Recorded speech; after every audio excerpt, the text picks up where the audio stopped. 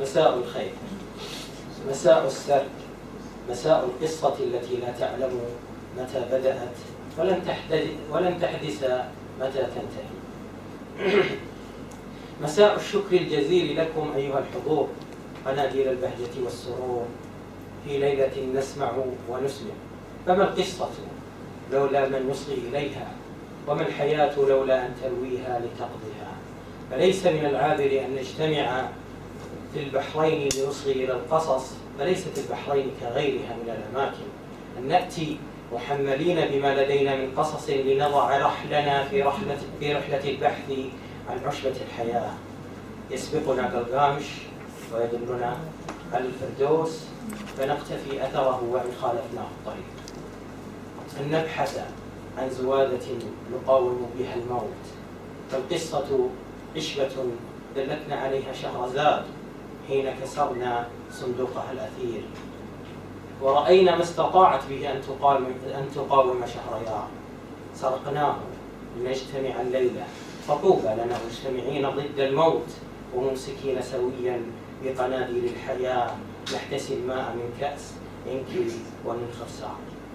القصة الأولى بعنوان سوداء كقمر.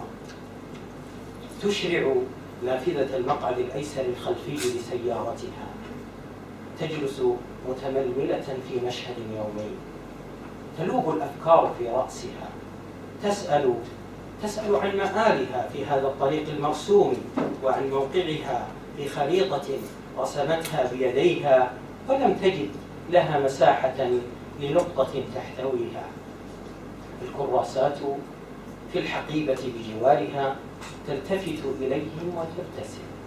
لا شيء يؤنسها سوى ما تأخذه من رائحة تلميذاتها، تحتضنها ليلا لتستشعر أنوثتها. يا لقسوة أبي حينما سماني نافلة، لم أعلم معناها حتى اليوم. كل ما تكهنه رفاقي أن لي فضله، ورفيقتي اللغوية تقول أنها نبات من البقول أشبه ما يكون في الجثة. لا أسوأ من ذلك إلا هذا. أما أبي فيقول أنني ولدت في اليوم الرابع من الشهر، لذلك سماني بهذا الاسم، لأنه يطلق على 3 الأيام بعد الغرم، والرابع أولها. نافية.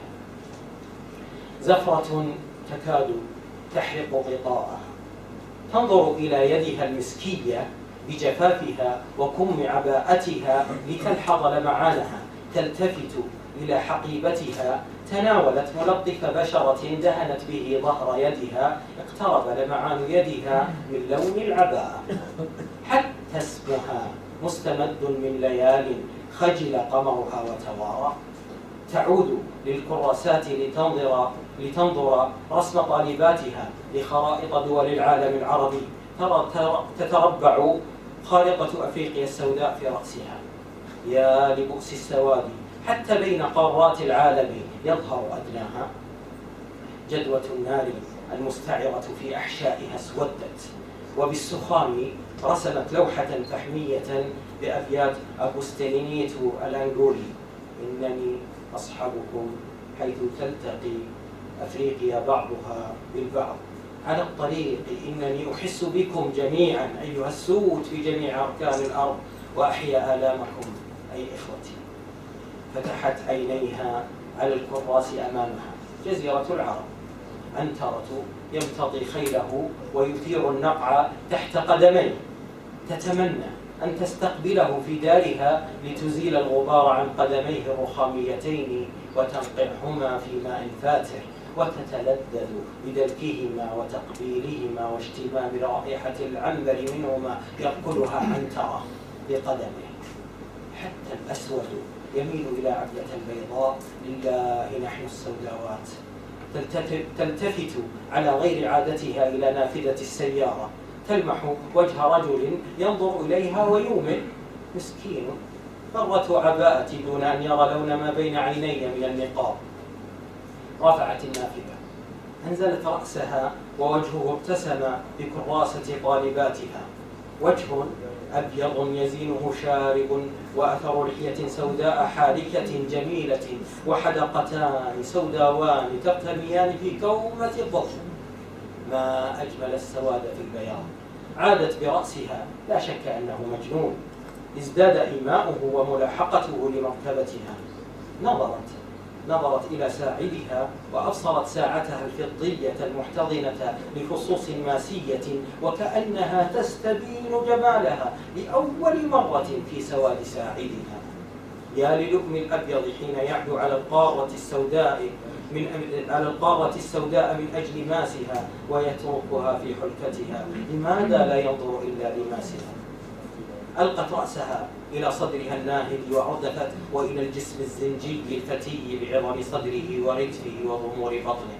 نظرت للمرآة في حقيبتها المصنوعة من جلد الفهد، حدقت في عينيها وإلى شدة بياضهما. لم تر عينيها بمثل هذا الجمال من قبل. للتو علمت أن البياض أجمل ما يكون على السواد. لم يكن القمر مضرب مثل في الجمال إلا لأنه يظهر في سواد. لا أحد يصف الشمس بالجمال رغم ضوئها. هاتان العينان من سلب ربه، مسكين يا جميل. هل كانت محبوبته سوداء؟ قرأت تغزلا في السود في كتب التراث. ألا غزل حديث في السواد؟ التفتت، حدقت في عينيه. يا لها من عينين جميلتين برموش سوداء طويلة، وإطار نظارته الأسود يكتنف جمال عينيه. ما أجمل السواد حين يحيط بالبياض. يا ليتها تخلع نظارته لتستبين عينيه وتحيطه بجسدها وتنثر على عينيه كحلها وتدثر بياضه ببردة سوداء. استفاقت من نشوتها، قررت أن تفتح نافذتها. أعادت أصبعها عن المتحكم بالنافذة حتى لو أنه هام بها وعشقها. فهل سيقبل أهله باقترانه بها؟ العاشق يفعل المستحيل من أجل عيني من يعشق. أتراه من النزاريين من يشتهون الافتخار بعدد الرايات المغروسة فيه وبتعداد ألوانها؟ لا، فوجهه تتفتق منه السماحة والصدق. أو أعرفه بنفسي أم أنتظر؟ نفلة، يا لجمال اسمي وتضوع رائحة النفل الزكي من بين حروفه بصفرة زهره. حركة شفتيه تظهر حرف الباء بانغلاقهما. أيقول يا بدري؟ نعم، فالبدر مظلم يضيء بضوء الشمس وهو شمس. قررت أن تفتح النافذة. أنزلتها كغمامة انقشعت عن درة سوداء. والهائم قبالها تبسم إليها.